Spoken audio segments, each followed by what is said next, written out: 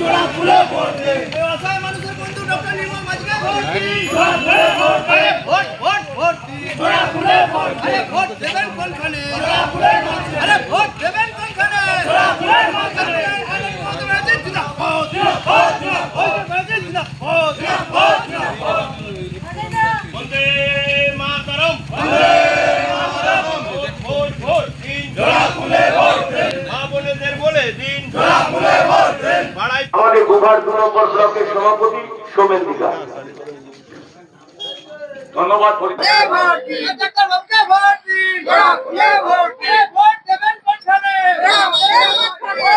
অভূতপূর্ব একটা উন্মাদনা, একটা মানে সাধারণ মানুষের মধ্যে একটা জাগরণ।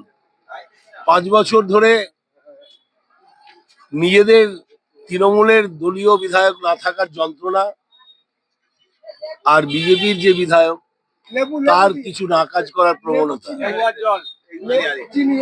এই নিয়ে মানুষ আমাকে ভালোবেসেছে, মানুষ আমাকে চেনে গোঘাটের। তারা যখন ঘর ছাড়া ছিল, যখন দিদির বাড়িতে যেত আমি দিদির অফিসে থাকতাম সর্বক্ষণের সঙ্গী, কারণ আমি 1,82,000 টাকা মাইনে চাকরি ছেড়ে আমি সমস্ত কিছু ছেড়ে দিদির বাড়ি থাকতাম। একটা নেশা ছিল। তখন জানতাম না দিদি আবার ক্ষমতায় আসবে বা দিদি মুখ্যমন্ত্রী হবে বা আমরা কখনো বিধায়ক হব, মন্ত্রী হব, স্বপ্নেও ভাবিনি। কিন্তু একটা ঘোর যে মানুষের সঙ্গে থাকবো।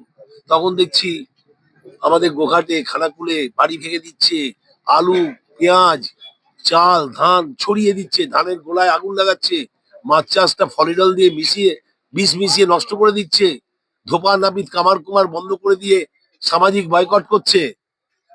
কিন্তু তাদের যখন দিদির বাড়িতে পাঠাতো, দিদি বলতো নির্মলকে বল, নির্মল পিজিতে ভর্তি করবে। তাই গোঘাটের অনেক মানুষ